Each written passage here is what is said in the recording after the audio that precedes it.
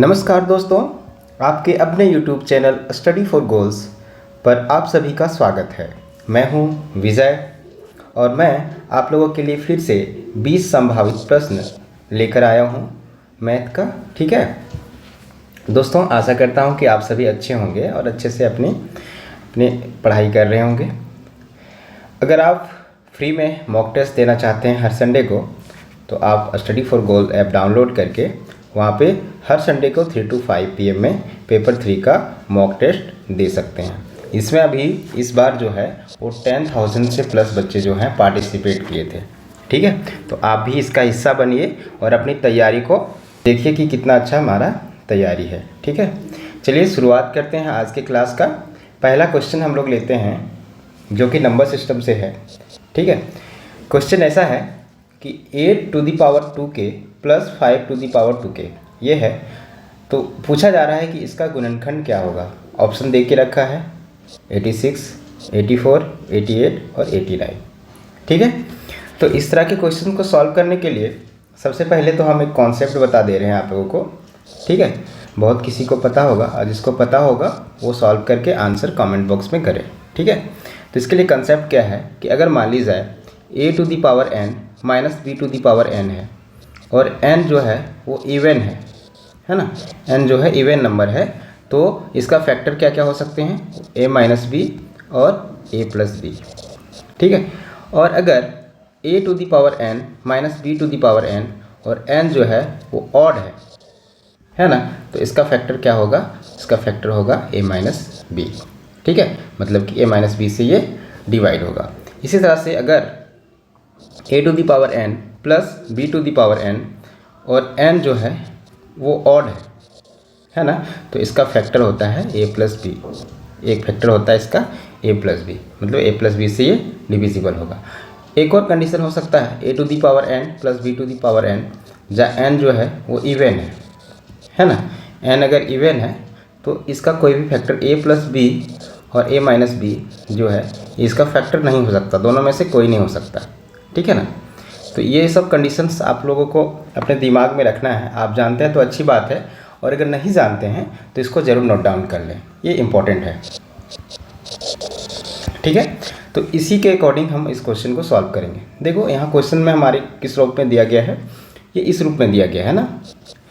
यहाँ पे देखो ये इवन नंबर है, 2 से किसी को मल्टीप्लाई करते हैं तो इवन नंबर हो जाता है। जैसे 8 to the power 2k है plus 5 to the power 2k है ना। अगर 2 का मल्टीपल में कोई है तो वो तो इवन नंबर होता है। और अभी हम लोग जाने कि a to the power n plus b to the power n, अगर n इवन है तो ना तो वो a प्लस बी से डिविजिबल है, ना ही a माइनस बी से डिविजिबल है।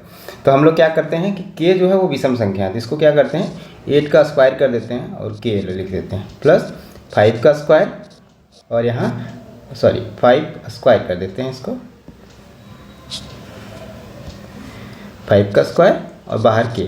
ठीक है, तो अब क्या हो गया ये 64k प्लस 25k। अब चूँकि k जो है वो विषम संख्या है, तो विषम संख्या जब होता है अगर a to the power n plus b to the power n के फॉर्म में कोई रहे और n का वैल्यू जो है वो ऑड रहे, तो वो किससे डिविजिबल होता है, a प्लस b से। तो ये जो संख्या है वो किससे डिविजिबल होगा, 64 प्लस 25 यानी कि 89 से, है ना। ऐसा हम लोग बोल सकते हैं कि 89 जो है इसका एक फैक्टर है। ठीक है, तो 89 हो गया इसका आंसर। ठीक है, ये हो गया इसका राइट आंसर। सेम क्वेश्चन देखो, सेम क्वेश्चन यहाँ भी है कि 5 to the power 70 plus 7 to the power 70। ठीक है, इसका आंसर भी आप लोग कमेंट बॉक्स में दें इस वीडियो को पॉज करके। ठीक है, तो देखो ये भी जो है वो a to the power n plus b to the power n के फॉर्म में है और n जो है इवन है। अगर इवन है तो ना तो ये a प्लस बी से डिविजिबल है, ना ही a माइनस बी से। तो इसको हम लोग क्या कर सकते हैं, इसको लिख सकते हैं 5 का स्क्वायर इंटू 35 प्लस 7 का स्क्वायर और बाहर 35। ठीक है, ऐसे लिख सकते हैं। अब देखो ये क्या हो गया, ये हो गया 25 बाहर 35 और प्लस 49 बाहर 35। अब ये आ गया इस फॉर्म में a to the power n plus b to the power n के फॉर्म में आ गया, जहाँ n क्या है, ऑड है। अब अगर ऑड है तो ये किससे डिविजिबल होगा, ये a प्लस बी से डिविजिबल होगा, यानी कि a प्लस बी, यहाँ पे a प्लस बी क्या है, ये इसको a इसको b मानते हैं, है ना। तो ये 74 आ गया। अब बताओ कि 74 से ये डिविजिबल है तो इसके फैक्टर्स से भी डिविजिबल होगा, ठीक है। तो 74 से डिविजिबल है तो ये 37 से भी डिविजिबल होगा, 37 से कम्प्लीटली डिविजिबल होगा। हम लोग से पूछा गया है कि 37 से भाग देने पे उसमें शेष क्या बचेगा, तो शेष कुछ नहीं बचेगा, 0 बचेगा, ठीक है। अगला क्वेश्चन लेते हैं दोस्तों। क्वेश्चन ऐसा है कि एक व्यक्ति अपनी सामान्य गति की 5/7 गति से चलते हुए अपने कार्यालय सामान्य समय से 10 मिनट विलंब पहुंचता है, तो कार्यालय पहुंचने का उसका सामान्य समय क्या था, ठीक है। मान लीजिए कि वो स्पीड का जो रेशियो है, गति का जो रेशियो है, स्पीड का जो रेशियो है वो क्या है, मान लीजिए कि ओरिजिनल अगर 1 है तो ये चल कितना में रहा है 5/7, उसके 5/7 यानी कि रेशियो कितना आ जाएगा 7:5, है ना। मतलब बोल सकते हैं कि उसका सामान्य गति जो है वो 7 है और अभी जो चल रहा है वो 5 में चल रहा है, ठीक है। सामान्य गति कितना 7 और अभी 5 में चल रहा है ताकि वो 10 मिनट विलम्ब हो जाए। तो अगर स्पीड का रेशियो ये है तो टाइम का रेशियो जो है इसका जस्ट रिवर्स हो जाएगा, यानी कि 5:7 हो जाएगा। इसका मतलब क्या हुआ कि अगर उसको 5 मिनट में पहुंचना था तो वो कितने में पहुंच रहा है 7 मिनट में, मानने के लिए, है ना। तो यहाँ पे अगर 5 यूनिट में पहुंचना था तो वो 7 यूनिट, कितने यूनिट का लेट कर रहा है वो 2, है ना, 2 लेट हो जा रहा है और 2 का वैल्यू ही क्वेश्चन में दिया हुआ है 10, ठीक है। तो कितने गुना है ये 5 गुना, है ना, 2 का वैल्यू 10 दिया हुआ है, 5 गुना है। तो हमारा जो क्या पूछा गया है, कार्यालय पहुंचने का सामान्य समय, तो सामान्य समय उसका क्या है 5 है ना। तो 5 × 25 हो जाएगा इसका आंसर, यानी कि 25 मिनट इसका आंसर हो जाएगा। 10 मिनट लेट से पहुंच रहा है मतलब कि वो 35 मिनट में पहुंच रहा है, ठीक है। तो इस तरह से आप इस तरह के क्वेश्चंस को आसानी से सॉल्व कर सकते हैं। अगला क्वेश्चन लेते हैं दोस्तों। अगला क्वेश्चन है कि ABC में DEF क्रमशः BC, CA और AB के मध्य बिंदु हैं। यदि BC = 25 centimetre 25.6 centimetre, CA = 18.8 centimetre और AB = 20.4 सेंटीमीटर, तो एंगल DEF का परिमाप क्या होगा। तो सबसे पहले एक कॉन्सेप्ट समझते हैं दोस्तों। तो दोस्तों क्वेश्चन के अकॉर्डिंग ये जो डायग्राम है ये मैंने बनाया है। देखिए इसमें बोला गया है क्वेश्चन में कि त्रिभुज ABC है, ABC एक त्रिभुज है, ठीक है, ABC एक त्रिभुज है और DEF क्रमशः BC, CA और AB का मध्य बिंदु है, ठीक है। तो यहाँ पे एक थ्योरम होता है, ये आप लोग नोट कर लें। नोट करने वाली बात ये है कि अगर एरिया पूछा जा रहा है त्रिभुज DEF का तो ये होगा 1/4 of area of triangle ABC का, ठीक है। और अगर पेरीमीटर यानी कि परिमाप पूछा जा रहा है पेरीमीटर ट्रायंगल DEF का तो ये होगा 1/2 पेरीमीटर ऑफ ट्रायंगल ABC, ठीक है। ये चीज़ आप लोग नोट डाउन कर लें, ये बहुत इंपॉर्टेंट थ्योरम है। तो हम लोग से पूछा क्या जा रहा है, पेरीमीटर पूछा जा रहा है DEF का, है ना, ये पेरीमीटर पूछा जा रहा है। तो हम लोग क्या करेंगे, इसका जो पेरीमीटर है ना, इसका जो पेरीमीटर है, इसका पेरीमीटर बड़े वाले का पेरीमीटर क्या हो जाएगा 25/0.6 प्लस 18.8 प्लस 20.4, है ना। तो इसका हाफ हो जाएगा, ठीक है। तो हाफ करेंगे तो ये कितना हो जाएगा, ये हो जाएगा 12.8 प्लस 9.4 प्लस 10.2 और इसको अगर ऐड करते हैं, ऐड करने के बाद ये कितना आ जा रहा है, ये आ रहा है 32.4, ठीक है। तो ये आसानी से आप लोग सॉल्व कर लिए।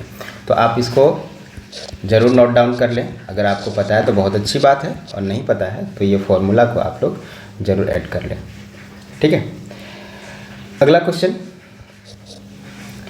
एक स्विमिंग पूल जिसकी लंबाई 10 मीटर, चौड़ाई 6 मीटर और गहराई जो है वो 2 मीटर। देखो गहराई 2 दिया हुआ है, पिछले भाग की गहराई जो है वो 2 मीटर है और गहरे भाग, है ना, गहराई पिछले भाग में 2 मीटर है और गहरे भाग में 4 मीटर है, तो उसकी आयतन क्या होगा ये हम लोग को बताना है। ठीक है, क्वेश्चन थोड़ा सा डिफरेंट है, इसको हम सॉल्व करते हैं। कैसे सॉल्व करेंगे, पहले मैं इसका डायग्राम बना लेता हूँ।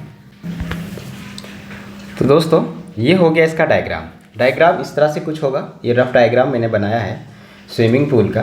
ठीक है, जिसमें क्या है, लंबाई जो है वो 10 मीटर दिया हुआ है, चौड़ाई 6 मीटर दिया हुआ है और पिछले भाग की गहराई, ये गहराई जो है वो 2 मीटर का है और आगे की गहराई जो है वो 4 मीटर का है। ठीक है, तो देखो ये जो एक क्यूबॉइड शेप का हो गया ना, घनाभ के आकार का हो गया, तो इसका क्या होता है, लंबाई गुना चौड़ाई गुना ऊंचाई, इसका आयतन निकालना है हम लोग को। ठीक है, लेकिन यहाँ पे ऊंचाई क्या यूज़ करेंगे हम लोग, ऊंचाई तो हमारे पास 2 है, एक 2 मीटर एक 4 मीटर। तो इस केस में हम लोग क्या करते हैं कि बीच में से हम लोग एक एवरेज हाइट लेते हैं। ठीक है, एवरेज हाइट लेते हैं यहाँ पे, तो ये क्या होता है, ये होता है 2 + 4/2 यानी कि 6/2 3 मीटर हम लोग हाइट लेंगे। ठीक है, अब बोलेगा कोई कि सर ये तो कम हो जाएगा, है ना, तो ये कम नहीं होगा दोस्तों।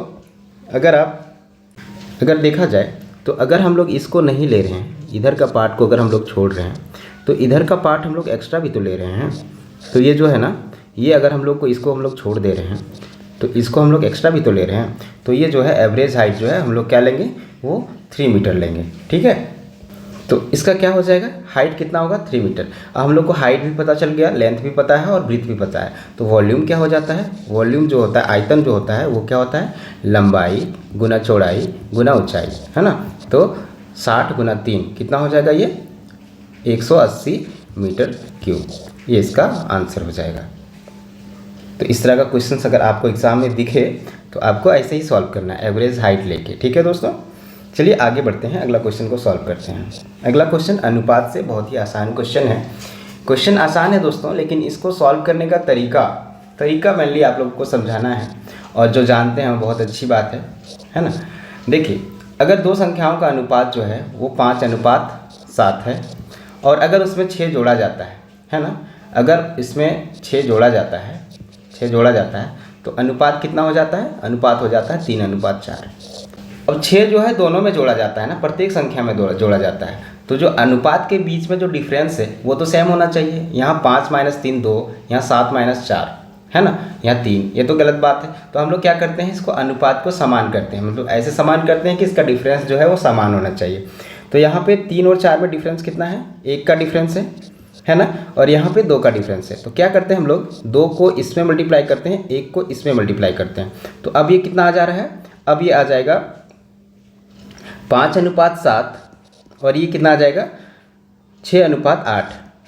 अब देखते हैं, तो 5 में 6 1 का डिफरेंस, 7 में 8 1 का डिफरेंस। ठीक है, तो जब डिफरेंस 1 यूनिट का है ना, 1 यूनिट का डिफरेंस का वैल्यू कितना है, 6 है। ठीक है, तो हम लोग से पूछा क्या जा रहा है कि संख्याएं क्या है, तो संख्याएं क्या है, 5:7 में है। ठीक है, तो 5:7 में है, तो 1 यूनिट का वैल्यू 6 है, तो 5 यूनिट का वैल्यू कितना हो जाएगा, 30 हो जाएगा, और 7 यूनिट का वैल्यू कितना हो जाएगा, 42 हो जाएगा। यानी कि संख्याएं मेरी क्या हो जाएगी, 30 और 42। ठीक है, तो इस तरह से आप क्वेश्चन को आसानी से हल कर सकते हैं। अगला क्वेश्चन लेते हैं, इसको भी, ये क्वेश्चन तो आसान है लेकिन इसको सॉल्व करने का जो तरीका है वो आप लोग देखिए कि किस तरह से हम सॉल्व करते हैं और कितनी आसानी से सॉल्व करते हैं। ठीक है, एक दुकानदार अपने सामान का अंकित मूल्य लागत मूल्य से 50% अधिक रखता है। यदि वह अंकित मूल्य पर 5%, 10% और 20% का कार्मिक छूट देता है तो उसका लाभ प्रतिशत क्या होगा, हम लोग को बताना है। ठीक है, यहाँ पे CP है, MP है। ठीक है, CP MP से कितना अधिक है, ये 50% अधिक है। ठीक है, और जो MP है उस पर कितना डिस्काउंट देते हैं, पहले 5% का।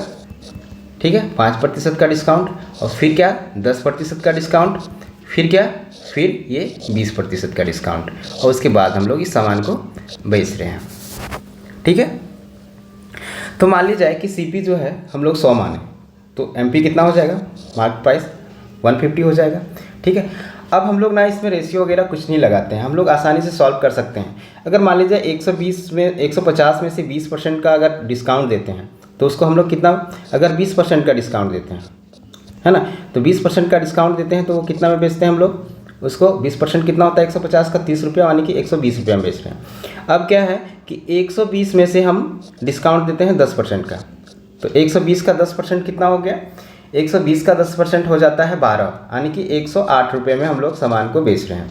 अब 108 में से हम लोग 5% का डिस्काउंट देते हैं, ठीक है। तो 108 का 5% कितना हो जाएगा, ये हो जाएगा 5.4, है ना। तो 5.4 अगर हम लोग घटाते हैं 108 में तो वो कितना आता है 102.6, है ना, 102.6, ठीक है।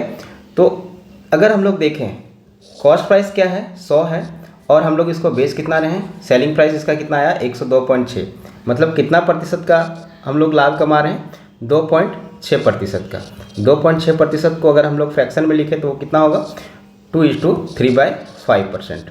तो इस तरह से आसानी से आप लोग इस तरह के क्वेश्चन को हल कर सकते हैं, कोई रेशियो कोई फॉर्मूला लगाने का ज़रूरत नहीं है इस तरह के क्वेश्चन में, ठीक है। अगला क्वेश्चन की ओर बढ़ते हैं हम लोग, अगला क्वेश्चन सॉल्व करते हैं। क्वेश्चन ऐसा है कि 6 to the power 61, 6 to the power 62, 6 to the power 63 और 6 to the power 64। तो इस तरह का क्वेश्चन हम पहले भी करवा चुके हैं कि अगर इस तरह का क्वेश्चन दिया गया है और पूछे कि ये किससे डिविजिबल है, किससे विभाजित है, तो क्या करते हैं कि जो सबसे छोटी संख्या होता है उसको कॉमन ले लेते हैं।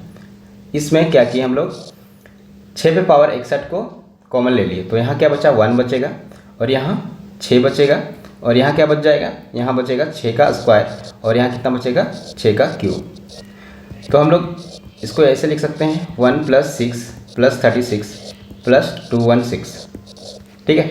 और अगर हम इस सब को ऐड करते हैं तो ये कितना आ जाएगा 259, है ना।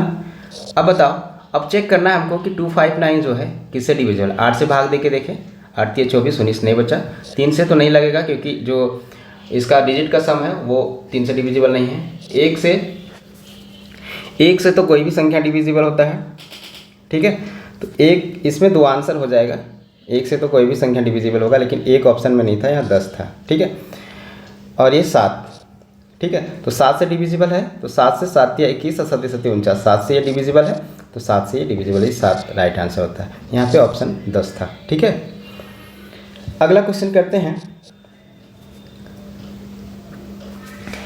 एक डीलर किसी वस्तु का मूल्य क्रय मूल्य से 40% अधिक अंकित करता है और उसे अंकित मूल्य पर 20%, 25%, 2 क्रमागत छूट के साथ एक ग्राहक को बेच देता है। यदि उसे 140 की हानि होती है तो उस वस्तु की क्रय मूल्य बताइए, ठीक है। अब इसको भी हम लोग कैसे सॉल्व करेंगे, इसको हम रेशियो से सॉल्व करेंगे, है ना, अनुपात से सॉल्व करेंगे। देखिए आप कितने आसानी से हम इसको सॉल्व कर सकते हैं, ठीक है। 2 चीज़ का आना आप लोगों को बहुत ज़रूरी है, एक तो परसेंटेज को फ्रैक्शन में कैसे चेंज करते हैं वो सब चीज़, और रेशियो का ज्ञान होना चाहिए। आप 2 मिनट में इस क्वेश्चन को सॉल्व करते हैं, 2 मिनट नहीं लगेगा, मैक्सिमम 30 सेकेंड में आप सॉल्व कर सकते हैं, ठीक है। देखिए कैसे सॉल्व करना है इसको। मान लीजिए यहाँ पे CP है, ये MP है, ठीक है, और 2 छूट दे रखे हैं हम इसको और उसके बाद इसको बेच रहे हैं, ठीक है। यहाँ से यहाँ तक मतलब CP से कितने प्रतिशत बढ़ा के रखें हम लोग, 40% बढ़ा के रखें और इसको 20% का छूट दिए और फिर इसमें 25% का छूट दिए, ठीक है। उसके बाद हम सामान को बेच रहे हैं। 40% का फ्रैक्शन वैल्यू कितना होता है 2/5, 20% का फ्रैक्शन वैल्यू कितना होता है 1/5 और 25% का फ्रैक्शन वैल्यू कितना होता है 1/4। तो ठीक है, तो इस तरह से हम लोग देखेंगे। पहला में क्या है कि अगर सामान जो है वो 5 रुपये का है ना, 5 रुपये का सामान है तो हम इसका दाम कितना रखे हैं 7 रुपये रखे हैं, 2 बढ़ा के, 40% बढ़ा के, मतलब 5 का 40% 2 होता है ना, 2 बढ़ा के। अब क्या है कि अब जो है 5 का सामान है उसमें अगर हम लोग 20% का छूट देते हैं तो 5 का 20% 1 होता है, तो 20% का छूट दे रहे हैं तो उसको बेच कितना में रहे हैं हम लोग 4 में, ठीक है। और दूसरी बार क्या करते हैं कि 25% का छूट दे रहे हैं, 25% मतलब 1/4, ठीक है। मतलब कि अगर 4 का सामान है तो उसको हम लोग कितना में दे रहे हैं 3 में दे रहे हैं, है ना। तो 4 का सामान को हम लोग 3 में दे रहे हैं। तो इस अनुपात को आप लोग सॉल्व कीजिए, ए से 4 से 4 कट जाएगा और 5 × 5 = 25 और 21। तो ओवरऑल अगर हम लोग बोले कि 25 का सामान है और हम लोग 21 में बेच रहे हैं तो कितना का घाटा हो रहा है 4 का, और 4 का ही वैल्यू जो है क्वेश्चन में कितना दे के रखा है 140, है ना। तो ये कितना गुना है, ये 35 गुना है ना, 35 × 140, 40 होता है। ठीक है, तो इसीलिए हमारा जो है क्रय मूल्य वो कितना हो जाएगा, क्रय मूल्य कितना हो जाएगा, वो हो जाएगा 35 गुना 25, है ना। 25 का भी 35 गुना होगा, जो कि आता कितना है 875। कितना आसानी से सॉल्व कर लिए। अगर आपको कोई भी डाउट है तो आप हमको पर्सनली कांटेक्ट कर सकते हैं, नंबर मैंने प्रीवियस वीडियो में दे रखा है। ठीक है, अगला क्वेश्चन को सॉल्व करते हैं। अगला क्वेश्चन को सॉल्व करने से पहले हम लोग को कुछ कॉन्सेप्ट को समझना होगा कि मध्य अनुपाती यानी कि मीन प्रोपोर्शन क्या होता है। जो जानते हैं बहुत अच्छी बात है, आप उसको सॉल्व कीजिए, और जो नहीं जानते हैं उसके लिए मैं बता देता हूँ कि ये मध्य अनुपाती क्या होता है। बहुत आराम से क्वेश्चन को सॉल्व करवा रहे हैं। वैसे तो क्वेश्चन कोई भी ऐसा नहीं है जिसमें 30 सेकंड से ज़्यादा लगेगा, लेकिन समझाने के क्रम में थोड़ा सा स्पीड को स्लो करना पड़ता है। हाँ, हम तो बता रहे हैं कि मीन प्रोपोर्शन क्या होता है। अगर मान लीजिए दो संख्याएं दी हुई है ए बी, ठीक है, ए और बी दो संख्याएं दी हुई, तो उसका अगर मीन प्रोपोर्शन निकालने बोला जाए, मीन प्रोपोर्शन अगर निकालने बोला जाए तो वो क्या होता है, रूट अंडर ए बी होता है। ठीक है, तो इसी तरह से यहाँ पे दो संख्याएं दी हुई है। एक संख्या जो है वो 15 प्लस रूट 200 है।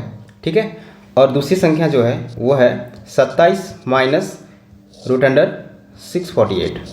ठीक है, तो हम लोग इसको मीन प्रोपोर्शन निकालने से पहले थोड़ा सा सॉल्व कर लेते हैं। इसको कैसे सॉल्व करते हैं, 15 200 को क्या लिख सकते हैं, 100 गुना 2, और 100 का रूट आ जाएगा 10, 10 रूट 2, और यहाँ पे अगर हम लोग 5 कॉमन ले लें तो ये कितना बचेगा, 3 प्लस 2 रूट 2, है ना। इसी तरह से इसको अगर मान लीजिए हम इसको 324 गुना 2 लिख सकते हैं।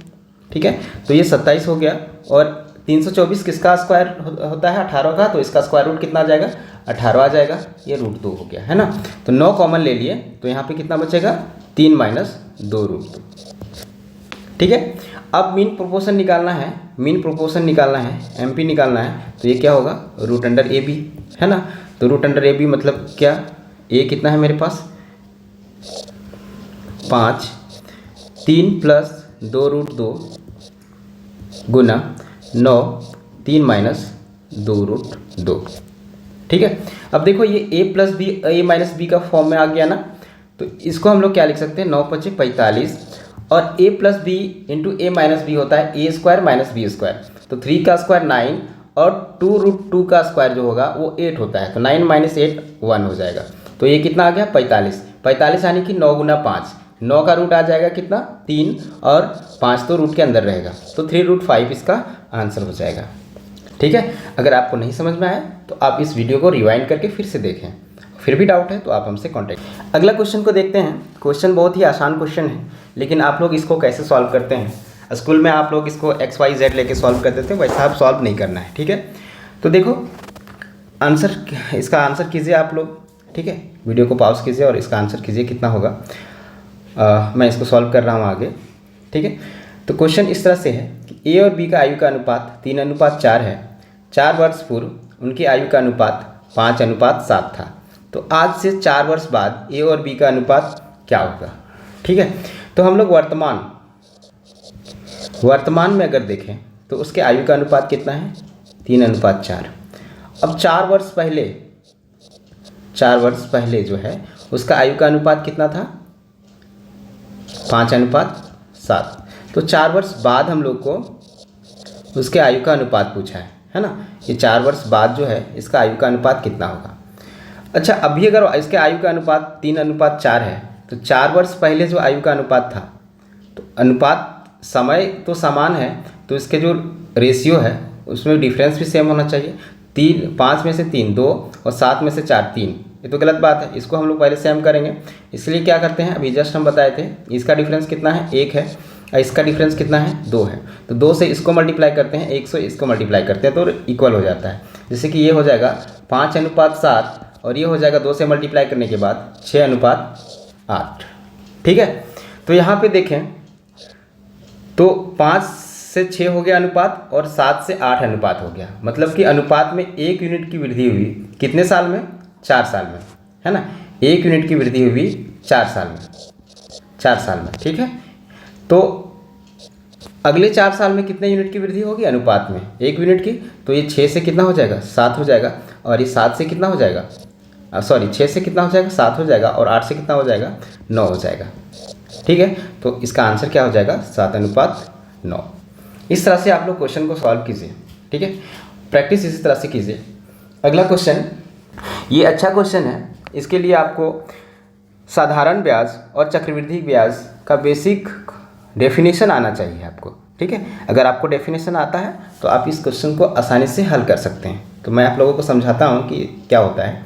देखो, क्वेश्चन पहले पढ़ लेते हैं एक बार कि ब्याज दर प्रतिशत में क्या है यदि एक निश्चित राशि पर 5 साल के लिए अर्जित साधारण ब्याज 45,000 रुपया और 2 साल के लिए अर्जित ब्याज जो है वो कितना है 18,630 रुपया है। ठीक है, तो सबसे पहले समझने वाली बात यह है कि साधारण ब्याज जो है ना वो हर साल सेम होता है।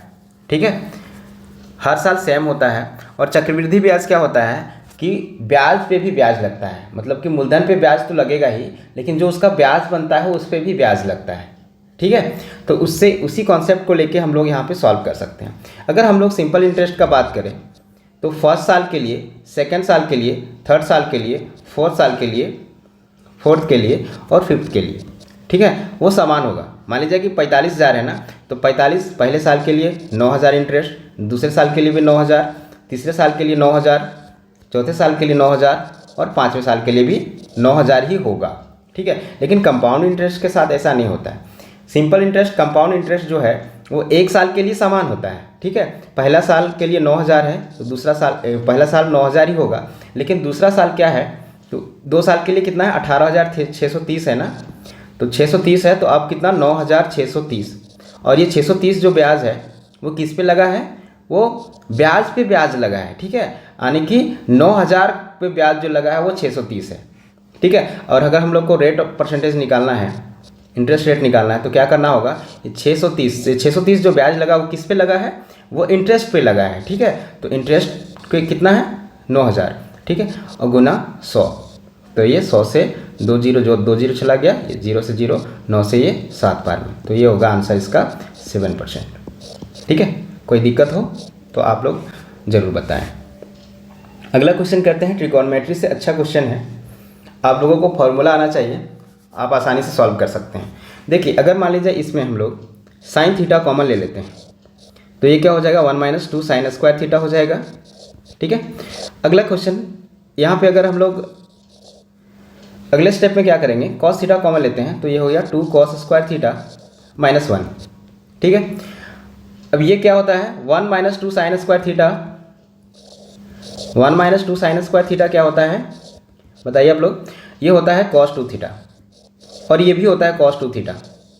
ठीक है, दोनों cos 2 थीटा का फॉर्मूला है, एक साइन के टर्म में एक cos के टर्म में, तो ये तो कैंसिल हो जाएगा और sine theta by cos theta क्या हो जाएगा, ये हो जाएगा tan थीटा, है ना। तो ये हमारा आंसर हो गया। अगला क्वेश्चन को करते हैं। देखिए, करने का ये क्वेश्चन तो हर कोई कर सकता है, लेकिन आप सेकंडों में कैसे कर सकते हैं ये बताने के लिए इस क्वेश्चन को हम इंक्लूड किए हैं, और ये अभी रिसेंटली किसी एग्जाम में पूछा गया था, इसलिए इसको शामिल करना पड़ा। यदि 2 धनात्मक संख्याओं का योग 175 है, उनका गुणनफल 28 है, तो उसके व्युत्क्रमों का योग, यानी कि जो नंबर है उसके रेसिप्रोकल का योग कितना होगा, ये पूछा गया है। तो इसको सॉल्व करने के लिए क्या करना होता है कि योग को डायरेक्ट हम लोग जो गुणनफल है उससे भाग दे देते हैं, और जो आता है यहाँ 6.25 आएगा, ये इसका आंसर हो जाएगा। ऐसा होता क्यों है, ऐसा होता क्यों है, मान लीजिए कि 2 संख्याओं का जो योग है, मान लीजिए ए बी 2 संख्या है, उसकी योग जो है 175 है, और इसका जो मल्टीप्लिकेशन है ए बी वो कितना है 28 है। अगर इसको हम लोग रेसिप्रोकल करते हैं, इसके रेसिप्रोकल का सम हम लोग को पूछा गया है। ठीक है, तो ये एलसीएम कितना होगा, a b a into b हो जाएगा, और ऊपर कितना हो जाएगा ए प्लस बी, तो ए प्लस बी कितना है 175, ए बी कितना है 28, इसलिए हम लोग इसको डायरेक्टली भाग दे देते हैं, ज़्यादा दिमाग नहीं लगाना। इस तरह का क्वेश्चन आप लोगों को दिखे तो डायरेक्टली भाग दे दें। ठीक है, अगला क्वेश्चन एवरेज का क्वेश्चन है, बहुत ही आसान क्वेश्चन है। अब देखिए, आपको इसको सेकंडों में कैसे हल कर सकते हैं। हम बताए थे, आपका जो फर्स्ट क्लास हुआ था उसमें बताए थे कि आप हर चैप्टर से बेसिक कॉन्सेप्ट को क्लियर रखिए, आपसे एक भी क्वेश्चन नहीं छूटेगा और आप सेकंडों में आंसर कर सकते हैं क्वेश्चन का। ठीक है, तो उसी से रिलेटेड एक क्वेश्चन है।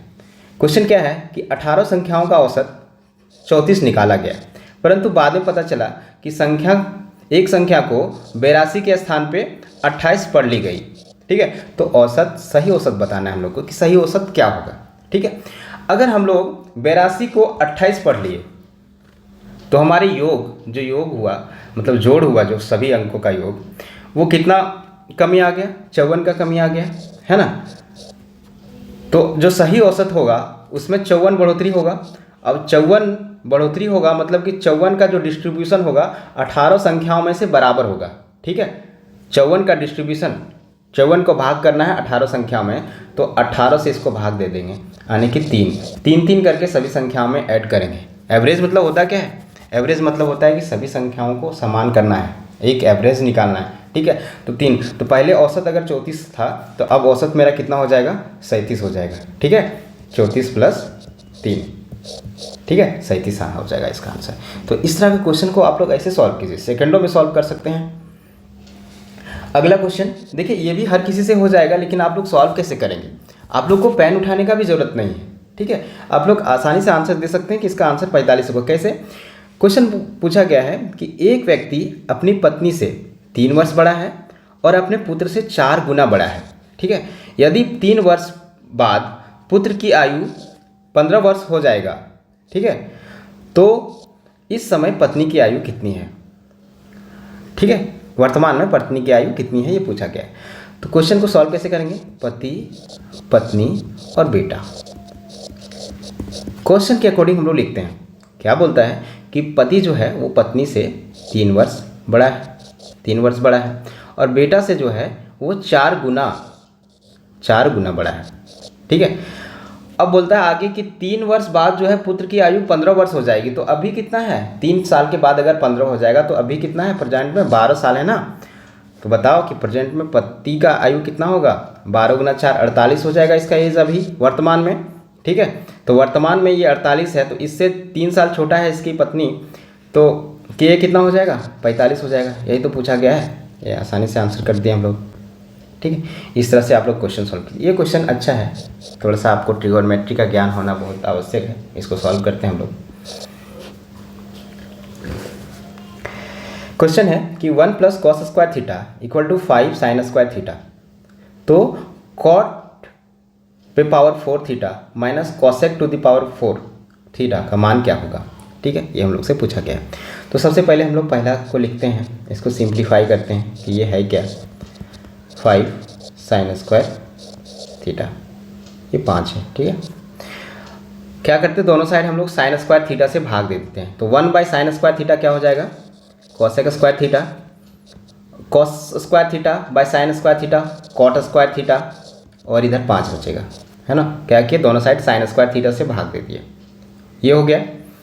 अब हम इसको सॉल्व करना शुरू करते हैं। cot पे पावर 4 थीटा माइनस cosec पे पावर 4 थीटा, ठीक है, ये ऐसा है। अब इसको सॉल्व करते हैं, तो इसको हम लोग ऐसे लिख सकते हैं, cot है यहाँ पे, cot² थीटा का स्क्वायर माइनस cosec² थीटा का स्क्वायर, ठीक है, यहाँ पे स्क्वायर किए हैं। अब ये a² माइनस b² के फॉर्म में है, तो इसको हम लोग लिख सकते हैं a + b × a - b, तो cot² theta plus cosec² theta, cosec² theta, और यहाँ आ जाएगा, नीचे लिख दे रहे हैं, cot² theta minus cosec² theta, ठीक है। हम लोग जानते हैं चूँकि cosec² theta minus cot² theta ये कितना होता है, 1 होता है, 1 होता है ना। तो यहाँ पे देखो, अगर हम लोग cot² theta minus cosec² theta का वैल्यू कितना हो जाएगा, -1 हो जाएगा, इसका वैल्यू कितना हो जाएगा, -1 हो जाएगा। तो ये वैल्यू हम लोग को कितना हो जाएगा, cot² theta plus cosec² theta, बार बार लिखते रहे, ये माइनस के साथ आएगा, है ना। और ये किसका वैल्यू है, cot पे power 4 theta minus cosec² theta. देखो इसका वैल्यू जो है हम लोग को पहले 5 दे के रखा है, तो इसका वैल्यू कितना आ जाएगा, ये -5 आ जाएगा, ठीक है, -5 इसका आंसर हो जाएगा। आपको समझ में नहीं आए तो वीडियो को रोकिए या फिर रिवाइंड कीजिए, फिर से देखिए, ठीक है। अगला क्वेश्चन दोस्तों, पिछले कुछ वीडियो में रिक्वेस्ट आया था कि सर आप थोड़ा सा स्पीड को स्लो रखिए, कुछ लोगों को समझ में नहीं आ रहा था, इसलिए मैंने स्पीड को थोड़ा स्लो रखा है। अगर आप तेज़ हैं, काफ़ी तेज़ हैं, तो आप वीडियो को जो है ना 1.25 या 1.5 1.75 स्पीड में अब करके देखें। ठीक है, चलिए इससे संबंधित पहले हम लोग फॉर्मूला जान लेते हैं।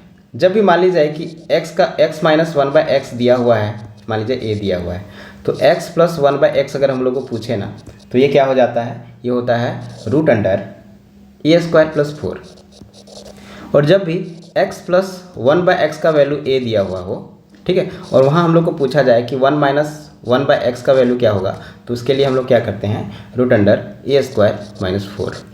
ठीक है, तो हमारे केस में x माइनस 1/x का वैल्यू दिया हुआ है और x प्लस 1/x का वैल्यू पूछा गया है। तो x प्लस 1/x का वैल्यू क्या हो जाएगा, ये वैल्यू हो जाएगा a², a की जगह पे कितना दिया हुआ है 2√2, तो 2√2 का स्क्वायर प्लस 4 है ना। तो 2√2 कितना हो जाता है, 4 दूनी 8, 8 प्लस 4 12, 12 हो गया। 12 को हम लोग क्या लिख सकते हैं, 4 गुना 2, 2 का 2 बाहर आएगा, और ये 4 गुना 3 लिख सकते हैं, है ना, 2√3, 2√3 इसका आंसर हो जाएगा, है ना। आपको अगर ये सब फॉर्मूला नहीं पता है ना, तो आप ज़रूर नोट करते चलें। अगला क्वेश्चन बहुत अच्छा क्वेश्चन है, इसको आप लोग खुद से ट्राई कीजिए, वीडियो को पॉज कीजिए और खुद से ट्राई कीजिए कि इसका आंसर कितना होगा। क्वेश्चन को हम पढ़ते हैं एक बार। 2 समान ऊंचाई की मोमबत्ती क्रमशः 4 और 6 घंटे में पूरी तरह जल जाती है। ठीक है, अगर दोनों अपनी अस्थायी चाल से एक ही समय पर जलना शुरू करें, तो ज्ञात करो कि कितने समय के बाद ऊंचाई का अनुपात 2:3 होगा। तो इसको सॉल्व हम लोग करेंगे जस्ट टाइम एंड वर्क और पाइप एंड सिस्टर्न का जो क्वेश्चन सॉल्व करते हैं ना, वैसे ही हम लोग इसको भी सॉल्व करेंगे।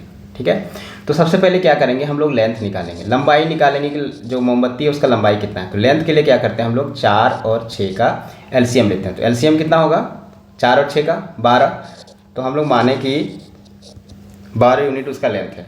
ठीक है, तो जलने का गति क्या होगा, स्पीड हम लोग निकाल लेंगे, है ना, पहले मोमबत्ती का और दूसरे मोमबत्ती का। तो पहला मोमबत्ती जो है वो 4 घंटे में पूरी तरह जल जाता है, टोटल कितना है 12 है, तो ये 3 यूनिट प्रति घंटा जल रहा है ना। और दूसरा जो है वो 6 घंटे में पूरी तरह जल सकता है, 12 यूनिट लेंथ है, तो ये 12/6 यानी कि 2 यूनिट प्रति घंटा जल सकता है।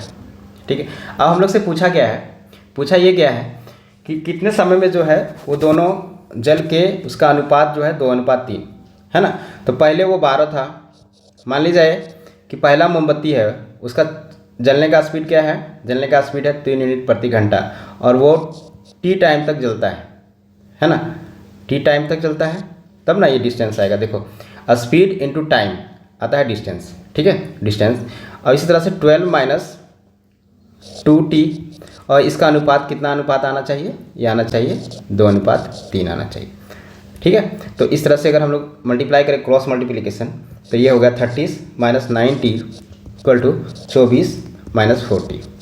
ठीक है, यहाँ से सॉल्व करते हैं तो आ जाएगा 5t इक्वल टू 12, और t इक्वल टू कितना आ जाएगा 12/5 आवर, है ना।